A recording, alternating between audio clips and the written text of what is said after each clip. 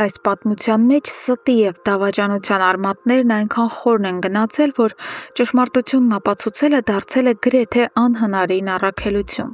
Այսօրվա սերիան հերթական անգամ ցույց տվեց, որ չարությունը հաճախ մեկ քայլ առաջ է արդարությունից, իսկ կուրացնող սերը կարող է քանդել անգամ ամենաամուր արյունակցական կապերը։ Իննան հասնելով կատարյալ անզորության և հուսահատության վերջին կետին, վճռում է վերջնականապես բացել Էռնայի աչքերը։ Նա, իր հետ վերցնելով Էռնային և Գրիշոյին, գնում է ուղիղ հյուրանոցի այն համարը, որտեղ իրենց հստակ տեղեկություններով թաքնվում էր Ռոզին, Ավոյի ապօրինի երեխայի հետ։ Իննան վստահ էր, որ սա իր վերջնական հաղթանակի ժամն է և որ վերջապես կապացուցի Ավոյի ստորությունը, բայց երբ նրանք բացում են դուռը և մտնում ներս,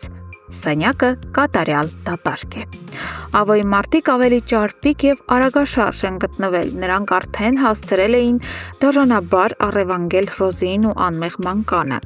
Իննան կանգնած է շոկի մեջ, նա հերթական անգամ պարտվում է ճշմարտությունն ապացուցելու իր արդար պայքարում։ Իսկ Էռնան, ով առանց այն էլ հոգնել է այս անվերջանալի ինտրիգներից, զայրացած հեռանում է, միանգամայն վստահ լինելով, որ սա Իննայի հերթական հիվանդագին և կեղտոտ խաղն է իր ընտանիքը քանդելու նպատակով։ Իսկ այդ նույն ժամանակ իրական հրեշը շարունակում է իր սև գործը։ Ավոն, դուրս գրվելով հիվանդանոցից, առանց վայրկյան կորցնելու գնում է ուղիղ այն գաղտնի վայրը, որտեղ իր վարձկանները պատանդ են պահում Ռոզիին։ Նա մտնում է ներս, աչքերում սառը ատելություն և սկսում է դաժանաբար ահաբեկել խեղճ կնոջը։ Ավոն հայտարարում է, որ առանց աչք թարթելու կսպանի նրան և ընդմիշտ կզրկի սեփական երեխային տեսնելու հնարավորությունից, եթե նա փորձի որևէ ավելորդ քայլ անել։ Ռոզին խուճապի ու սարսափի մեջ խեղդվելով լիովին անօգնական է և չգիտի ինչպես փրկել իր և իր բալիկի կյանքը։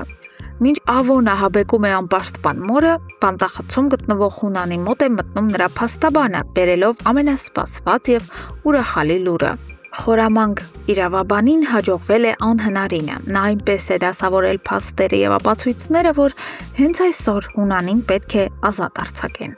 Հունանի դեմքին հայտնվում է չարագուշակ, հաղթական ժպիտ։ Նա շատ լավ հասկանում է, որ վերադառնում է մեծ խաղ, ավելի վտանգավոր ու վրեժխնդիր, քան երբևէ։ Սակայն սերիայի ամենաուժեղ հոգեբանական հարվածը պահված էր վերջում։ Գրիշոն այլևս անկարող պայքարելու սեփական զգացմունքների դեմ գնում է Մանանի տուն։ Նայելով աղջկա աչքերին, նա անում է այն, ինչ նրանից ոչ ոք չէր սպասում, գրեթե ուղիղ սիրո խոստովանություն։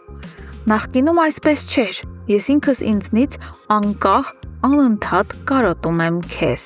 Ուզում եմ անընդմեջ տեսնել ու լսել քեզ։ Անկեղծանում է Գրիշոն։ Այս խոսքերից Մանանը պարզապես հալվում է։ Նրա սիրտը սկսում է բաբախել խելագարի պես։ Բայց ճակատագիրն ուներ իր դաժան պլանները։ Հենց այն պահին, երբ նրանք կանգնած են դռան շեմին և մոռանալով աշխարհում ամեն ինչ պատրաստվում են համբուրվել, հիվանդանոցից պապիկի ծանր վիրահատությունից անմիջապես հետո տուն են վերադառնում Դավիթն ու Լեոն։ Նրանք կանգնում են քարացած։ Տեսնելով եղբայրներին, Մանանը սարսափած հետ է քաշվում, բայց արդեն շատ ուշ է։ Եղբայրները հիմար չեն, նրանք ակնթարթորեն հասկանում են, թե ինչ է կատարվում իրենց մեջքի հետևում։ Այն մարդը, ով դաժան մահափորձ էր կատարել Լեոյի դեմ, հիմա իրենց քրոջ շուրթերին էր հասնում։